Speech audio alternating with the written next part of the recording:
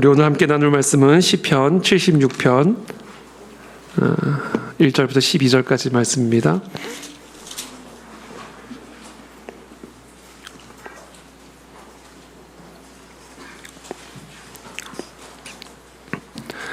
시편 76편 1절부터 12절까지 한 절씩 교독하겠습니다.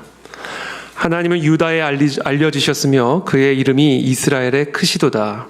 그의 장막은 살렘에 있으며 그의 처소는 시온에 있도다.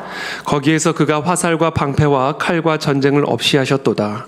저는 약탈한 산에서 영화로우시고 존귀하시도다.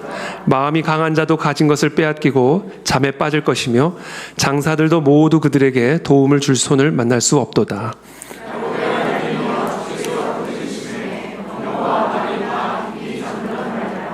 주께서는 경외받을 이시니 주께서 한 번 노하실 때 누가 주의 목전에 서리이까.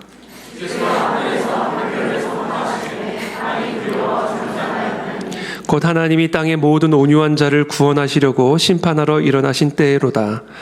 실로 사람의 노여움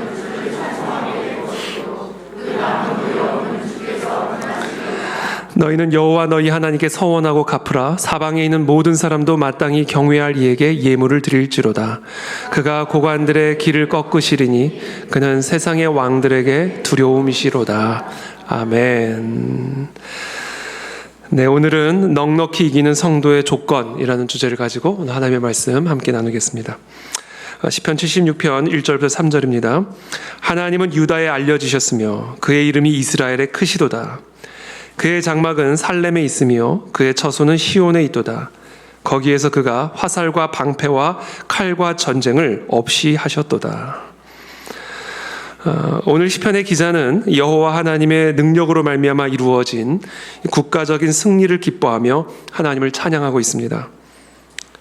하나님은 유다에 알려지셨으며 그의 이름이 이스라엘에 크시도다. 그렇죠? 하나님의 능력으로 국가적인 승리를 이룬 이스라엘에 베푸신 그 하나님의 은혜를 찬양하고 있는 것이죠. 우리 그리스도인들은 하나님을 사랑하는 성도인 동시에 오늘 시편 기자처럼 공공연한 애국자들이 되어야 됩니다. 왜냐하면 대한민국의 역사 가운데 일어난 일들은 유다와 이스라엘의 역사 못지않은 하나님의 감동적인 승리의 역사를 드러내고 있기 때문에 그렇습니다. 우리 그리스도인들은 우리나라 역사 가운데 행하신 하나님의 위대한 손길을 볼 수 있는 눈을 가지고 있어야 할 뿐 아니라 그래서 우리의 목소리로 대한민국 안에 위대하신 하나님의 이름이 지금보다 더욱 크게 울려 퍼지도록 해야 합니다. 교회가 광장으로 나아가야 하는 이유가 바로 여기에 있습니다. 한국 CCC의 설립자이신 김중근 목사님은 이런 말씀을 하셨습니다. 악마의 전략 가운데 가장 큰 전략은 기독교인을 거리로 나오지 못하게 하고 교회 건물 속에 가두는 것입니다. 우리는 거리로 나가서 기도해야 합니다. 거리의 기도회를 전국적으로 확산시켜야 합니다. 우리들은 더 이상 예수님을 교회 안에만 가두지 않아야 합니다. 세상으로 나와서 밖으로 나와서 거리에서 예수의 이름을 부르고 찬송을 합시다. 거리와 광장에서 기도하고 전도하며 나라의 역사를 만들어 갑시다. 우리는 세상의 광장 속으로 나아가 그리스도의 이름을 높여드리고 하나님의 영광을 선포해야 합니다. 등불을 등경 아래 두는 법이 없듯이 소금을 소금통 안에만 가두어 두는 법이 없듯이 이 땅의 모든 교회와 그리스도인들은 다 소금통을 나와 등경을 나와 부패하고 어두운 이 세상 속으로 들어가 하나님의 영광을 선포하며 이 세상의 모든 사람들이 원든지 원치 않든지 듣든지 아니면 자꾸 들려서 짜증을 내든지 그리스도의 복음을, 그리스도의 진리를 듣게 해야만 합니다. 한마디로 이 땅의 교회는 세상과 충돌하는 교회가 되어야 합니다. 이 땅의 모든 교회와 성도들은 이 세상에서 주인 노릇하고 있는 사단 마귀와 충돌하여 이 땅의 주인이 누구신지를 강력하게 선포할 수 있는 하나님의 군대가 되어야만 합니다. 전 우리 그 안에 진리교회와 우리 그 안에 진리의 주일학교와 또 우리 WCS가 그런 하나님의 군대를 양성하는 교회가 되고 학교가 되기를 예수님의 이름으로 축복합니다. 이스라엘의 이 혈과 육의 전쟁사는 사실은 영적 전쟁의 상징이죠.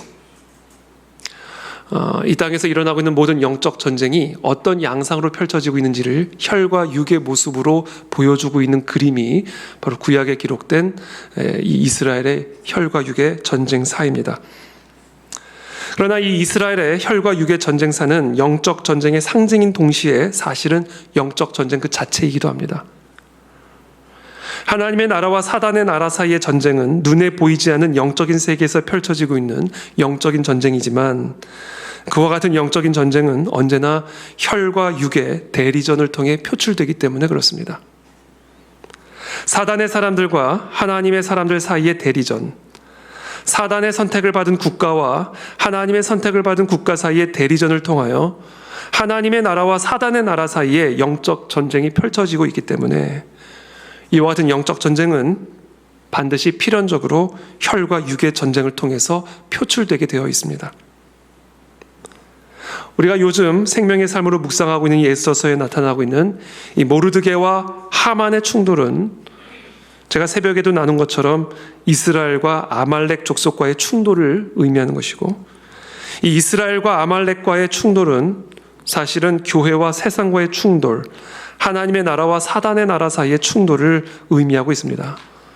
바로와 모세의 충돌, 다윗과 블레셋의 충돌, 신약에 와서는 예수님과 헤롯의 충돌, 바울과 로마의 충돌, 이 모든 혈과 육의 전쟁은 사실상 하나님의 나라와 사단의 나라 사이에 펼쳐지고 있는 영적 전쟁을 혈과 육의 모습으로 보여주고 있는 것입니다. 대한민국의 역사를 보십시오. 저는 6.25 전쟁이 동족 상잔의 비극이지만 그러나 동시에 이것은 치열한 영적 전쟁이었다라고 저는 믿습니다. 김일성이 크리스천들을 얼마나 도륙했는지를 보십시오. 저 북한의 공산당이 얼마나 많은 교회와 성도들을 핍박하고 죽였고 불태웠는지를 보십시오. 영적 전쟁은 혈과 육의 전쟁으로 표출이 됩니다. 우리가 대한민국의 역사를 영적 전쟁의 관점에서 이해할 필요가 바로 여기에 있습니다.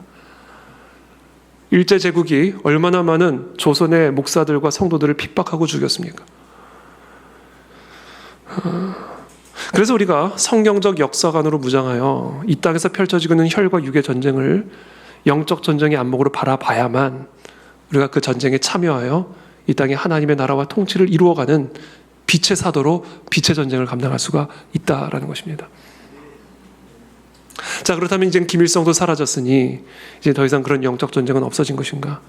히틀러 같은 존재가 사라졌으니 이제 더 이상 일제 치하가 아니니 이제 이 땅엔 그와 같은 혈과 육의 전쟁은 없어진 것인가? 아니죠. 이제는 더 교묘한 방식으로 학생 인권 조례라는 이름으로, 차별금지법이라는 이름으로, 다양한 인권과 평등이라고 하는 왜곡된 개념으로 사단 마귀는 우리의 다음 세대와 이 땅의 교회들을 삼키기 위해 치열한 영적 전쟁을 펼쳐가고 있습니다. 에베소서 6장의 가르침은 에베소서 6장에서 우리의 싸움은 혈과 육의 전쟁이 아니라 공중의 권세 잡은 사단 마귀와의 전쟁이라고 말씀하시지만 그것이 우리의 혈과 육의 전쟁이 더 이상 영적 전쟁이 아니라는 의미가 아니라 이 땅에서 펼쳐지고 있는 혈과 육의 전쟁의 본질이 혈과 육에 있는 것이 아니라 바로 하나님의 나라와 사단의 나라 사이에 펼쳐지고 있는 영적 전쟁의 그 본질이 있다는 것을 가르쳐주고, 그래서 이 땅에서 펼쳐지고 있는 이 영적 전쟁의 대리전인 혈과 육의 전쟁을 혈과 육으로 싸울 것이 아니라 하나님의 전신 갑주로 무장하여 싸워야 됨을 사도 바울은 우리에게 가르쳐주고 있는 것입니다. 그러므로 우리는 이 땅의 정치, 경제, 문화, 교육 모든 현실 속에서 치열한 영적 전쟁이 펼쳐지고 있다는 사실을 이해하고 그 모든 영역 속에서 하나님의 뜻이 이루어지도록 하만의 질서를 거스르며 충돌할 수 있는, 그래서 영과 육의 전쟁을 동시에 감당할 수 있는 모르드게와 에스더와 같은 하나님의 인물들이 이곳에서 일어나야만 합니다. 그 일을 하나님 허락하여 주십시오. 은혜를 베풀어 주시어서 그런 인물들이 이곳에서 일어나게 도와 주옵소서. 이것이 우리의 기도가 되어야 할 줄로 믿습니다. 자, 그런 의미에서 오늘 시편의 기자가 이 이스라엘에게 국가적인 승리를 안겨주신 그와 같은 하나님을 찬양하고 있는 것은 단순한 애국심 때문만이 아니라 사실은 더 깊은 영적인 의미를 갖고 있음을 이해해야 합니다. 시편 기자가 오늘 본문에서 말하고 있는 살렘과 시온은 예루살렘, 즉 이스라엘의 정치적인 수도를 의미할 뿐 아니라 영적으로는 하나님을 찬송하며 예배하는 하나님의 군대, 하나님의 교회를 의미합니다. 즉 세상과의 전쟁에서, 사단 마귀와의 영적 전쟁에서 교회에게 승리를 주시는 그와 같은 하나님에게 온전한 감사와 찬송의 예배를 올려드리고 있는 것입니다. 자, 그렇다면 하나님은 우리 교회에게 어떻게 이와 같은 승리를 안겨주셨는가? 여러분, 교회는 이미 승리하였음을 믿으시기를 축복합니다. 교회는 절대로 질 수가 없습니다. 교회가 교회만 된다면 교회는 무조건 반드시 세상을 이기게 되었습니다. 그렇다면 하나님은 우리에게 어떻게 그와 같은 승리를 안겨주셨는가? 바로 예수 그리스도의 승리를 통하여 우리에게 승리를 안겨주셨습니다. 우리의 승리의 근거가 어디에 있는가? 바로 죽음을 이기시고 부활하신 예수 그리스도의 승리에 우리 모두의 승리의 근거가 있는 것입니다. 오늘 시편 기자가 찬양하고 있는 이스라엘의 국가적인 승리, 더 나아가 이 이스라엘이 상징하고 있는 하나님의 백성들과 교회의 승리는 사실 그리스도의 골고다에서의 승리로부터 흘러나오는 것이죠. 하나님의 본체이신 그리스도께서는 종의 형체를 입으시고 사람과 같은 모양이 되셔서 우리 가운데 오셨습니다. 이 땅에 계시는 동안 예수님은 끊임없는 원수 마귀의, 그리고 원수 마귀의 종된 사람들의 공격을 받으셨습니다. 원수 마귀는 바리새인과 유대 회당의 제사장들을 통해 창과 칼, 화살을 비롯한 온갖 무기들을 휘두르며 예수님을 공격했지만, 그러나 예수님은 두려워하지도 않으셨고 흔들리지도 않으셨습니다. 여러분, 그리스도인들은요, 기본적으로 흔들리면 안 됩니다. 왜냐하면 우리의 승리가 그리스도에게 있기 때문에 어떤 상황에서도 그리스도의 가장 중요한 특징은 흔들림이 있으면 안 된다. 마침내 때가 차서 무시무시한 밤이 찾아왔습니다. 원수 마귀 세력들은 이 마지막 결전을 위해 자신들이 가진 모든 마귀적인 힘을 결집시킵니다. 예수님은 범죄자들 중 하나로 취급받았고 범죄자와 같이 끌려가서 사형 선고를 받았습니다. 예수님은 골고다 언덕으로 끌려가서 저주받은 나무에 못 박혔고 따가운 햇빛 아래 피 흘리시며 그의 모든 뼈는 다 탈구되었습니다. 로마 군인들은 주위에 앉아 그를 응시하며 그의 비참한 모습을 조롱했습니다. 우리의 눈에 보이는 이런 외적인 고통과 슬픔은 일부에 불과했습니다. 내적인 갈등과 이 내면의 지독한 짓눌림은 아마도 훨씬 더 고통스러웠을 것입니다. 그러나 예수님은 흔들림이 없이 홀로 이 고독한 싸움을 싸워 나가셨고 마침내 그 모든 것들을 넉넉하게 이기셨습니다. 다 이루었다 라고 하는 이 예수님의 외침은 사단 마귀의 화살과 방패와 칼과 전쟁을 다 꺾어버리신 일갈이었습니다. 마치 우리를 위협하는 원수들의 칼집에서 마귀의 그 무시무시한 칼을 빼내신 이후에 무릎에 대시고는 마치 장작을 쪼개듯 쪼개셔서 불 속에 던져버리시듯이 그리스도를 대적했던 원수들의 모든 무기는 산산조각이 나서 타작마당에 있는 티끌처럼 가루가 되어버렸습니다. 그것을 오늘 이 시편의 기자는 찬양하고 있는 것이죠. 하나님은 유다에 알려지셨으며 그의 이름이 이스라엘의 크시도다. 그의 장막은 살렘에 있으며 그의 처소는 시온에 있도다. 거기에서 그가 화살과 방패와 칼과 전쟁을 없이 하셨도다. 저는 이 3절에 이 없이 하셨도다, 이 3절 말씀을 계속 묵상하는데 뭔가 이게 가려운데 시원하지 않은 듯한 그런 약간 뭔가 이게 어마어마한 의미가 담겨져 있는데 뭔가 이게 시원하지 않은 듯한 표현, 더 강력한 표현. 그러니까 일단 사단 마귀의 모든 공격들을 그냥 산산조각 티끌처럼 먼지처럼 만들어 버리셨다라는 거예요. 바로 이와 같은 예수 그리스도의 십자가 골고다 언덕에서의 승리가 바로 우리 모두의 승리의 원천이요 근거가 됩니다. 여러분, 이것을 믿으시고 찬양하시길 축복합니다. 로마서 8장 1절부터 2절까지의 말씀입니다. 그러므로 이제 그리스도 예수 안에 있는 자에게는 결코 정죄함이 없나니 이는 그리스도 예수 안에 있는 생명의 성령의 법이 죄와 사망의 법에서 너를 해방하였습니다. 예수 그리스도 안에 있는 자에게는 정죄함이 없습니다.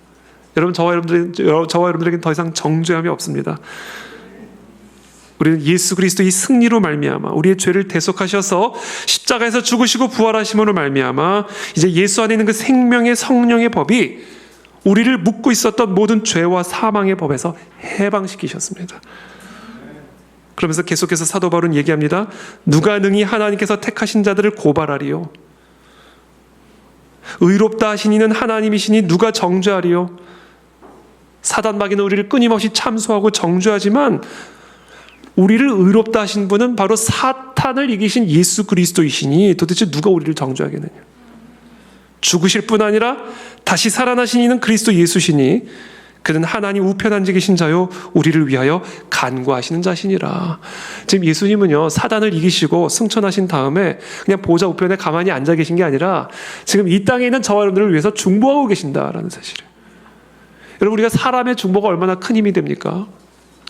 그런데 우리를 위해서 중보하시는 분은 사람이 아니라 하나님의 보좌 우편에 온 하늘과 땅의 모든 권세를 갖고 계신 예수 그리스도께서 우리를 위해서 지금 중보하고 계신다는 거예요. 무엇을 위해서? 승리를 위해서.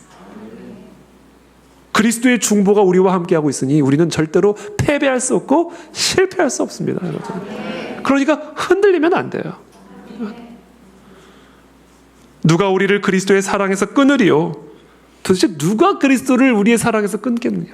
도대체 환난이 끊겠느냐? 곤고나 박해나 기근이나 적신이나 위험이나 칼이랴. 기록된 바 우리가 종일 주를 위하여 죽임을 당하게 되며 도살당할 양같이 여김을 받았나이다 함과 같으니라. 그러나 그런 상황이 있을지라도 이 모든 일에 우리를 사랑하시는 이로 말미암아 우리가 넉넉히 이기느니라. 우리는 무조건 이깁니다, 여러분. 어떤 환난과 곤고와 박해와 기근과 적신과 위험과 칼이 날마다 우리를 위협하고 있을지라도 우리를 위해 하나님 보좌 우편에서 중보하고 계신 그 예수 그리스도의 사랑으로 말미암아 그리고 그리스도의 그 승리로 말미암아 우리는 무조건 넉넉하게 이기게 될 것입니다.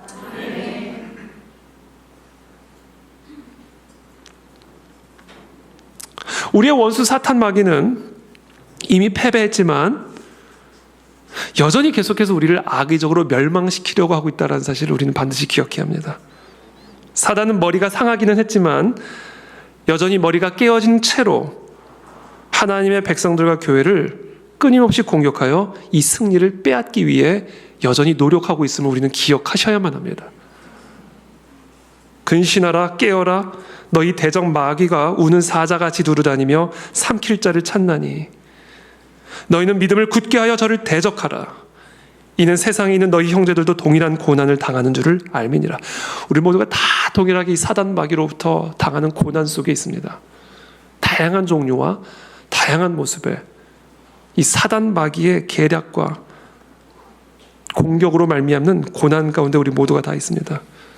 그래서 그 고난이 우리를 때로 흔들기도 하고 절망과 침체와 우울에 빠지기도 하고 좌우로 뒤흔드는 그런 어려움을 경험하게 되기도 하죠. 그래서 오늘 사도 베드로는 얘기합니다. 근신하라 깨어라 대적 마귀가 우는 사자같이 두루 다니며 삼킬 자를 찾으니 그리스도의 승리를 믿는 믿음을 굳게 하여 저 마귀를 대적해야만 한다라는 거예요. 여러분 우리가 마귀를 대적해야만 합니다. 제가 지난 주일에 제가 꾼 꿈을 말씀드렸잖아요. 그리고는 아무런 꿈을 안 꿨어요. 그 꿈을 통해서 우리에게 생생하게 보여주듯이 우리는 그런 상태에 있다. 그래서 우리가 대문을 열어놓으면 방법이 없습니다. 우리가 깨어서 대적하지 않으면, 문을 닫지 않으면 우리가 이 마귀를 이겨낼 수 있는 방법이 없습니다. 그게 우리 모두의 현실이고 실존임을 기억하고 오늘 사도 베드로의 이와 같은 권면과 명령을 따라 근신하여 깨어 믿음으로 사단 마귀를 대적하는 저와 여러분들이 다 되시기를 축복합니다. 그리스도에 대한 원수 마귀의 공격은 실패하였지만 이제 그 그리스도의 몸된 교회와 성도를 향한 공격은 계속해서 이어지고 있습니다. 그러나 이 전쟁은 하나만 합니다. 머리 되신 그리스도께서 이미 승리하셨기 때문에 그리스도의 몸이 승리하는 것은 당연합니다. 사단이 우리를 해치려고 어떤 화살을 쏘고 칼을 휘두른다 하여도 우리의 군대 대장 방패 되신 예수 그리스도께서 이미 마귀를 이기셨기 때문에 우리는 그 예수 그리스도의 끊을 수 없는 사랑으로 말미암아 넉넉하게 이기게 될 것을 믿음으로 축복합니다. 그러므로 여러분 담대하시길 축복합니다. 어떤 위기와 환난 앞에서도, 어떤 사탄마귀의 영적 공격 앞에서도 담대하시기를 축복합니다. 우리의 적들은 끊임없이 다양한 모습으로 혈과 육의 방식으로 공격해 올 것이지만 그리스도께서 우리를 지켜주시는 일에는 결코 실패함이 없을 것입니다. 시험 당하는 자들은 시험을 이기게 될 것이고, 곤경에 빠진 자들은 그 곤경에서 건져냄을 받게 될 것이며, 넘어질 위험에 처한 자들은 반드시 넘어지지 않게 될 것입니다. 우리의 살렘과 시온에서 예수님의 중보기도가 이 화살과 방패와 칼과 전쟁을 다 없애버리실 것이고 없는 것처럼 하실 것이기 때문에 우리는 환난이나 곤고나 박해나 기근이나 적신이나 위험이나 칼이든 모든 것을 넉넉하게 이기는 그런 성도가 될 것이고 반드시 이기게 될 것입니다. 그래서 저분들의 마음에 오늘 밤에 이 찬송이 가득하게 되기를 바랍니다. 76편 4절부터 6절까지의 말씀입니다. 우리 다 함께 한번 읽어보겠습니다. 시작.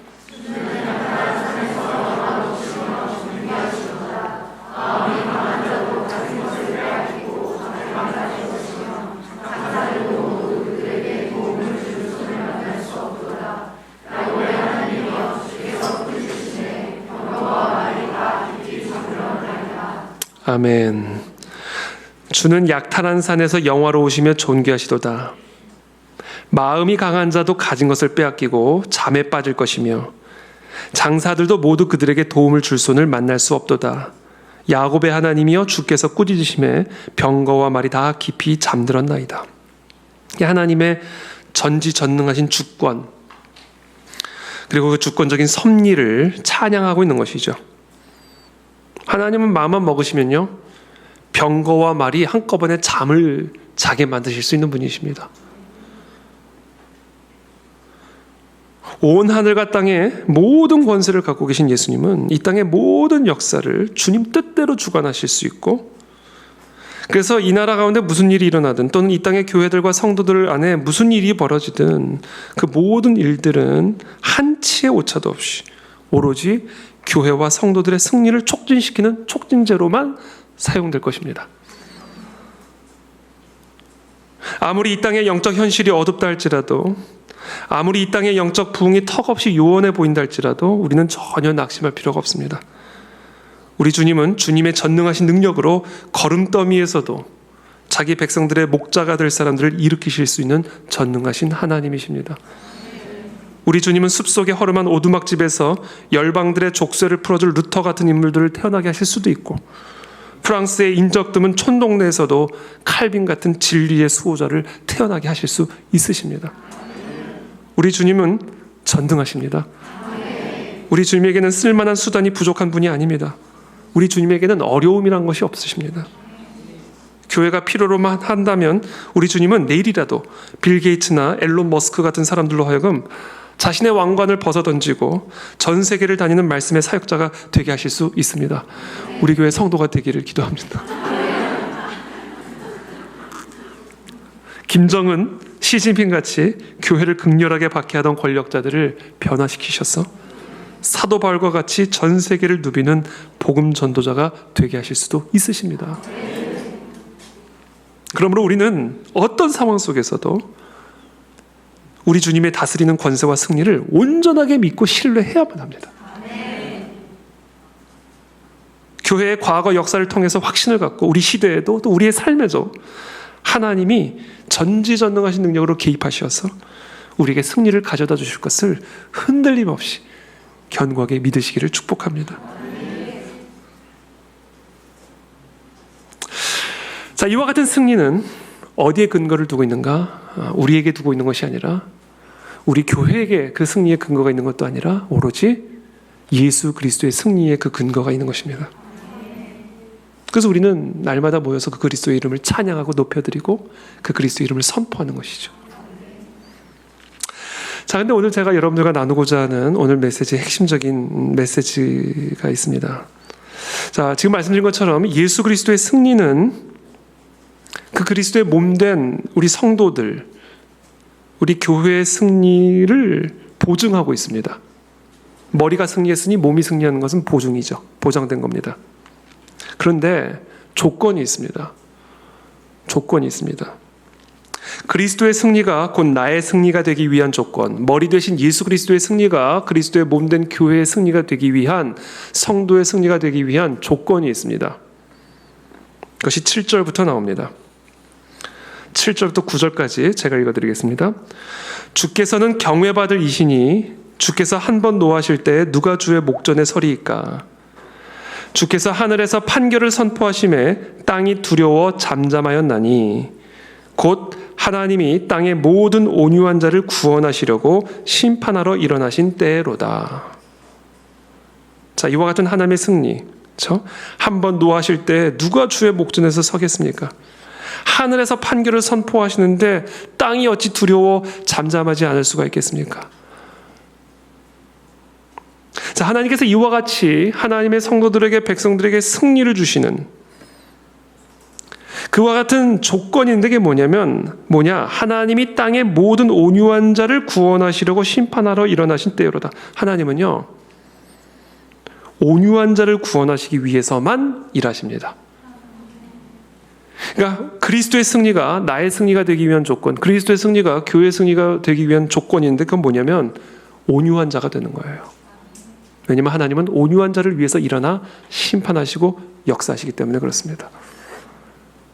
자, 그렇다면 여기서 말씀하시는 이 온유한 자는 어떤 자일까? 이 온유한 자라는 단어는 참 의미가 다양합니다. 그런데 오늘 본문에서 사용된 이 온유한 자라는 단어의 히브리어 원어는 억압받는 자를 의미합니다. 억압을 받아서 연약한 상태에 있는 자를 의미합니다. 그게 오늘 본문에서 나타난 온유한 자의 의미예요. 즉, 하나님은 이 땅에 힘이 없고 연약하여 무기력한 사람들만을 위해서 일어나 역사하십니다. 근데 여기서 중요한 것은 그냥 힘이 없고 무기력한 사람들이 아니에요. 오늘 본문에 나타난 온유한 자는 그냥 힘없고 연약하고 무기력한 그런 사람들이 아닙니다. 힘이 없고 무기력하고 연약하여 전심으로 하나님만을 의지하는 사람. 그 사람이 오늘 여기서 말씀하시는 연약한 자의 의미입니다. 세상엔 두 종류의 연약한 자가 있습니다. 하나는 자신의 연약함 때문에 하나님만을 전적으로 의지하는 사람이고, 목마른 사슴이 시냇물을 찾듯 하나님 아니면 난 죽습니다. 내가 이렇게 연약하고 나는 이렇게 무기력하기 때문에 금식하며 하나님에게 매달리지 않으면 나에게는 아무런 소망이 없습니다. 하나님이 일어나 심판하지 않으시면 나에게는 아무런 소망이 없나이다 라고 고백하는 연약한 자가 있는 반면에, 또 다른 하나는 자신의 연약함 때문에 자신을 더욱 의지하는 사람들이 있어요. 자신의 연약함 때문에 자신이 더욱 강해지는 사람들이 있습니다. 똑같이 연약한 자인데 완전히 다른 연약한 사람입니다. 하나님이 일어나 하나님의 전능하신 능력을 보이시는, 그래서 그리스도의 승리가 우리의 승리가 될 수 있는 그 조건을 가진 온유한 자, 연약한 자란 나의 연약함 때문에 전적으로 하나님의 전능하심만을 의존하는 사람이 바로 연약한 자의 의미고, 하나님은 그와 같은 자를 위해 일어나 역사하신다. 그와 같은 자들에게 승리를 주신다.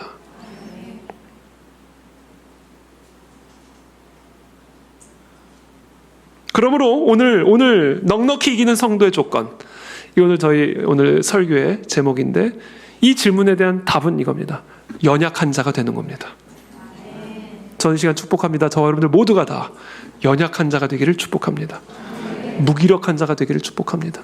우리의 문제 앞에서, 우리의 환난 앞에서, 우리의 위기 앞에서 완전하게 무기력하고 연약한 자가 되어질 때, 그래서 하나님이 아니면 나에게는 아무 소망이 없습니다 라는 이 마음을 가지고 전적으로 하나님에게 매달리는 그런 연약한 자가 되어질 때, 하나님은 그와 같은 자를 위해 일어나셔서 하나님의 승리를 우리에게 부어주실 것이다.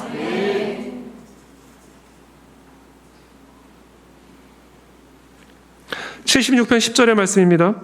진실로 사람의 노여움은 주를 찬송하게 될 것이요. 그렇죠. 사람의 노여움이 주를 향한 찬송으로 바뀌게 될 것이다. 그 남은 노여움은 주께서 금하시리이다. 너희는 여호와 너희 하나님께 서원하고 갚으라. 사방에 있는 모든 사람도 마땅히 경외할 이에게 예물을 드릴지로다. 여기서 우리가 해야 할 서원과 예물은 무엇을 의미할까요? 하나님 앞에서 연약한 자가 되기로 서원하라는 거예요.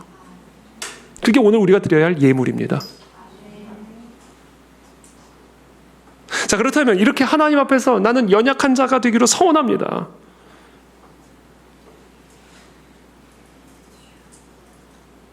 자, 그렇게 서원하는 사람은 구체적으로 무엇을 행할 것을 서원하는 사람일까? 기도를 서원하는 거예요.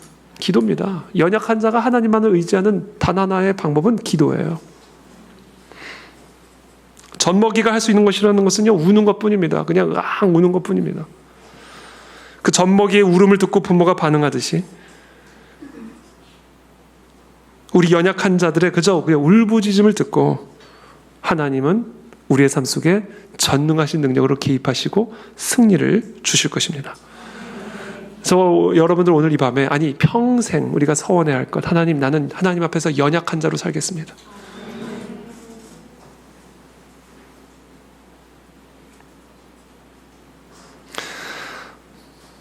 홍해에서 애굽 왕 바로의 군대가 이스라엘 민족을 뒤쫓아올 때 홍해가 갈라지는 역사를 통해 이스라엘에게 승리를 안겨줘 주시죠. 그래서 앞에는 홍해고 뒤에는 바로의 군대와 병거들이 뒤쫓아오는 그런 진퇴양난의 상황 가운데 있었습니다. 말할 수 없이 연약한 상태가 되었죠. 자, 이와 같은 연약한 상태에 놓여져 있을 때 이스라엘 백성들이 한 일이 무엇인가? 출애굽기 14장 10절의 말씀입니다. 바로가 가까이 올 때에 이스라엘 자손이 눈을 들어 본즉 애굽 사람들이 자기들 뒤에 이른지라. 이스라엘 자손이 심히 두려워하여 여호와께 부르짖고, 그렇죠. 심히 두려워하여 여호와께 부르짖고. 히스기야 왕 제14년에 아수르의 왕 사네립이 올라와서 유다 모든 견고한 성읍들을 쳐서 점령하였죠. 아수르 왕 사네립은 자신의 종 랍사게를 통해 대군을 거느리고 예루살렘으로 올라가서 히스기야 왕을 치도록 명령했습니다. 히스기야의 신하로부터 랍사게의 편지를 받은 히스기야는 그 편지를 여호와의 성전에 올라가서 여호와 앞에 펴놓고 그 앞에서 기도하며 하나님께 구합니다. 천하만국의 홀로 하나님이신 여호와 하나님이시여 우리를 구원하여 주시옵소서. 편지를 그냥 펴놓고 기도하는 거예요. 이게 뭐예요? 연약한 모습이에요. 하나님은 이 랍사게를 비롯한 이 모든 군사들을, 사네립을 비롯한 이 모든 군대들을 하루아침에 다 송장으로 만들어버립니다. 이것이 하나님의 승리예요. 우리의 모든 문제를 그냥 하나 앞에 펼쳐놓고 그냥 하나님만을 바라보는 그런 연약한 자의 자리로 내려올 때 그때 하나님 우리에게 승리를 주십니다. 그 후에 히스기야가 죽을 병에 걸리죠. 이사야 선지자가 히스기야에게 하나님의 말씀을 전합니다. 너는 집을 정리해라. 네가 죽고 살지 못하리라. 이와 같은 사형 선고와 같은 말씀을 이사야를 통해서 전달받습니다. 그때 히스기야가 무엇을 했는가? 열왕기하 20장 2절부터 3절의 말씀, 제가 참 좋아하는 말씀입니다.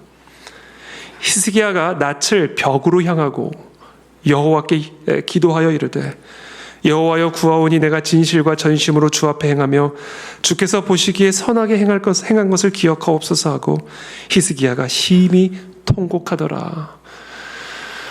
여러분, 지금 이 히스기야와 같은 어려움을 경험하고 있는 분들이 계십니까? 벽을 쳐다보고 하나님께 구하십시오. 아주 이거는 되게 도움이 돼요.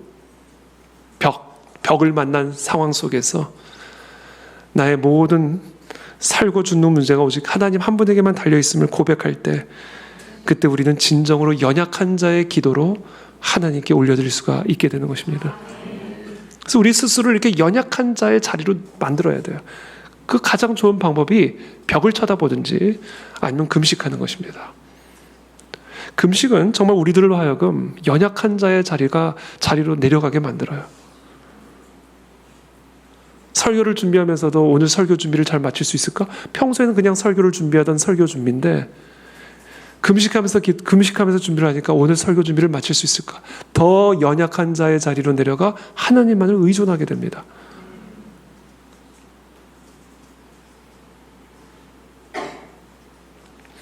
사도 바울은 고린도후서에서 이렇게 기록하고 고백합니다. 1장 8절에서 9절.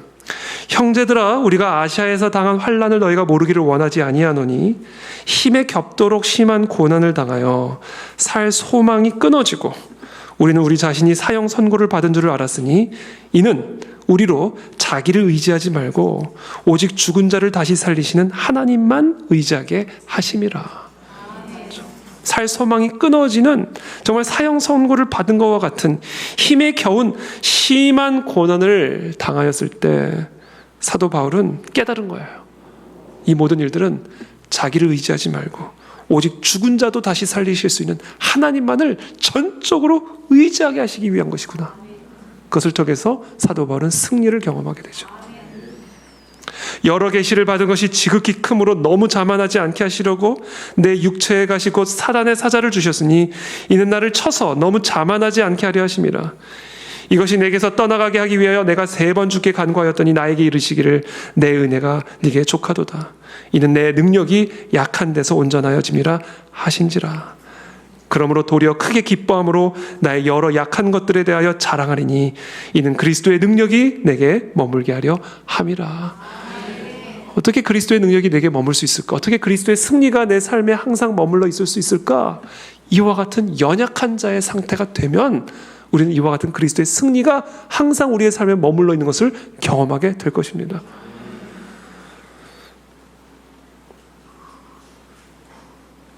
그런 의미에서 고난이라고 하는 것은요, 처음 우리가 피하고 싶은 것이지만 그래서 참 소중한 것이기도 합니다. 이것을 우리가 인정해야 하고 인정할 수밖에 없습니다. 이 고난을 통하지 않는다면 우리는 이와 같은 연약한 자의 자리에 내려가 정말 죽은 자도 다시 살리실 수 있는 하나님만 의지할 수 있는 그런 연약한 자의 기도가 나오기가 어렵다. 그래서 제가 항상 강조하죠. 광야는 타의에 의해서 들어가는 것이고 금식은 자의로 들어가는 것이다. 그래서 저는 어떨 땐 그런 생각해. 항상 이 금식을 할 수 있으면 매일 하면 얼마나 좋을까 그런 생각을 합니다.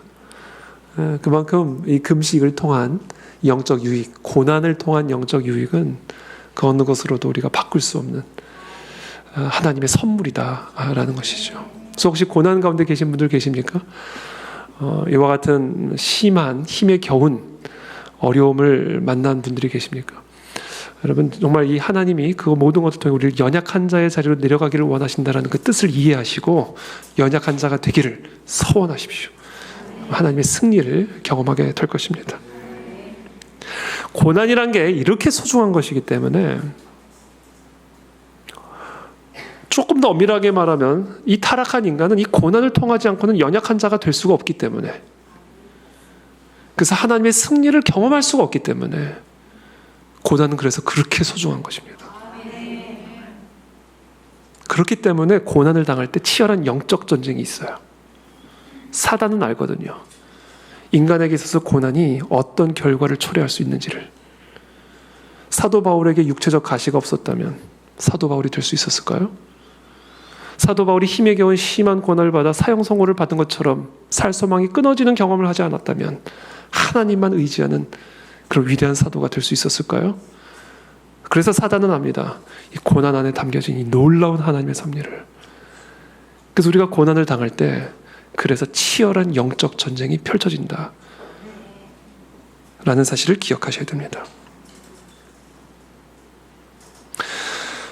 고난은 하나님이 우리에게 주시기 위한 선물이지만 그래서 동시에 사단마귀가 그것을 빼앗아 자신의 도구로 사용하고자 하는 사단의 도구이기도 하다. 그래서 이 고난에 대해서 우리가 어떤 태도를 취하느냐에 따라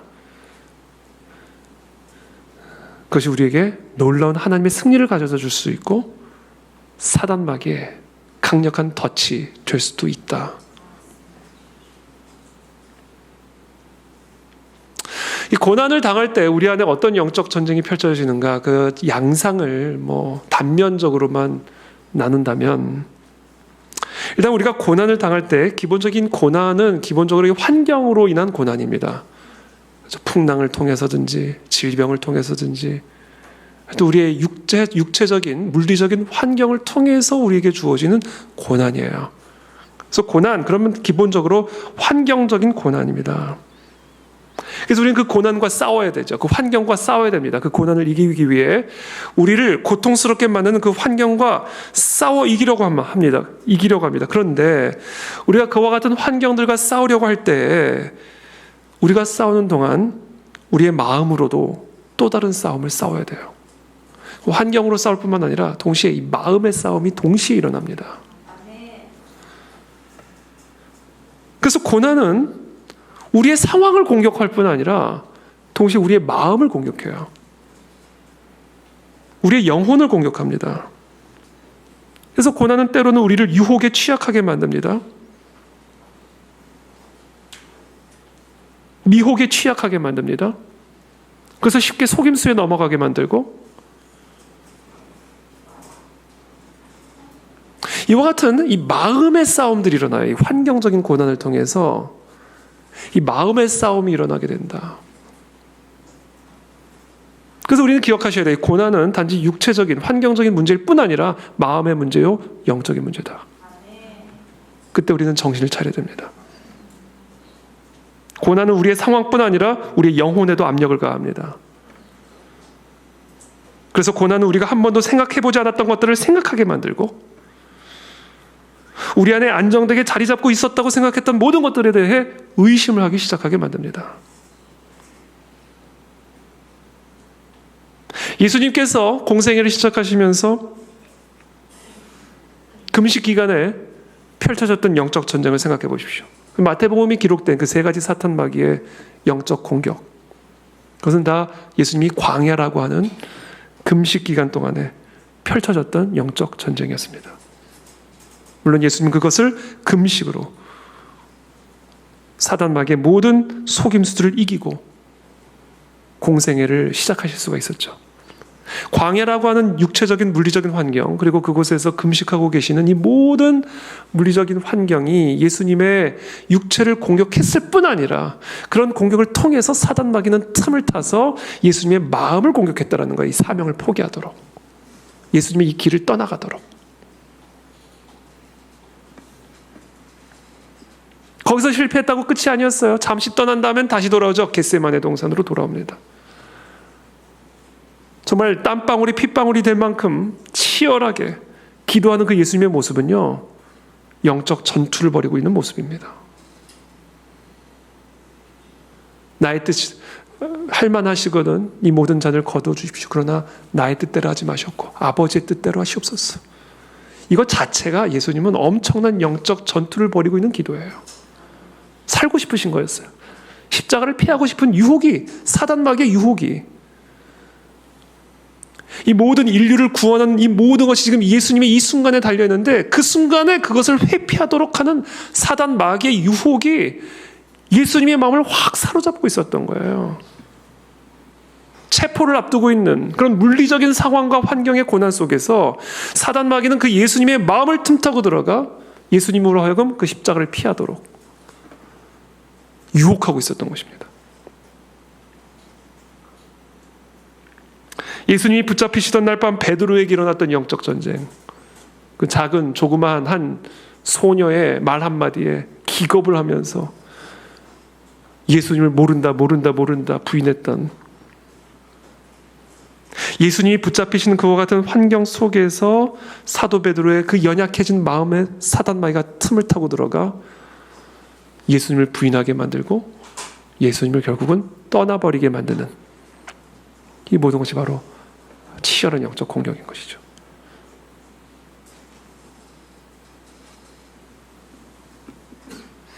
이처럼 고난은 하나님의 사람들로 하여금 연약한 자리로 내려가 하나님의 승리를 경험하게 만드는 하나님의 선물이기 때문에 그만큼 사단 마귀는 이 고난을 통하여 더 강력하게 우리의 마음에 틈타고 들어와 우리를 믿음의 자리에서, 기도의 자리에서 떠나가 연약한 자가 아닌 강팍한 자가 되게 만든다. 강팍한 자. 고난이 우리를 강팍하게 만든다.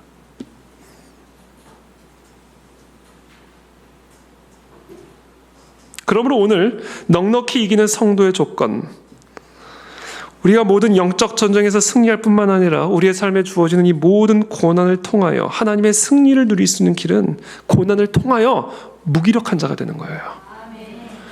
고난을 통하여 연약한 자가 되는 법을 배우는 겁니다. 무릇 지킬 만한 것들보다 더욱 너의 마음을 지키라. 생명의 근원이 이에서 남이니라. 여기서 말하는 생명의 근원이 나오는 마음은 그냥 마음이 아니라 연약한 마음입니다. 고난의 상황 속에서 우리가 스스로 강한 자가 되어서 그 고난과 나의 지혜로 부딪혀 보려면 우리는 반드시 그 고난에 꺾입니다. 정신이 꺾이고 마음이 꺾입니다. 그래서 삶이 꺾여버려요. 여러분, 고난은 절대로 우리가 맞서는 것이 아니에요. 하나님이 우리에게 고난을 허락하신 이유와 목적은 우리가 그 고난과 맞서 싸워 이기라는 것이 아니에요. 그 고난에 맞아 연약한 자가 되라는 거예요. 그러나 고난을 통해 이루고자 하는 마귀의 목적은 정반대입니다. 고난을 만나 더욱 강한 자가 되라는 거예요. 더욱 너의 지혜를 높이고, 더욱 너의 능력을 높이고, 더욱 너의 힘을 높여서 이 고난을 대적하라. 이게 사단 마귀의 미혹입니다.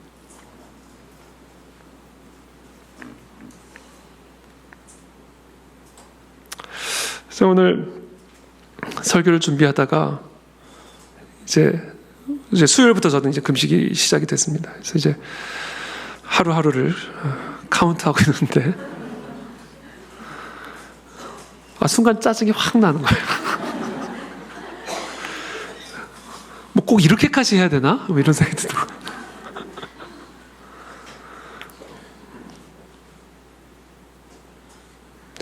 그게 이제 사탄의 공격인 거죠.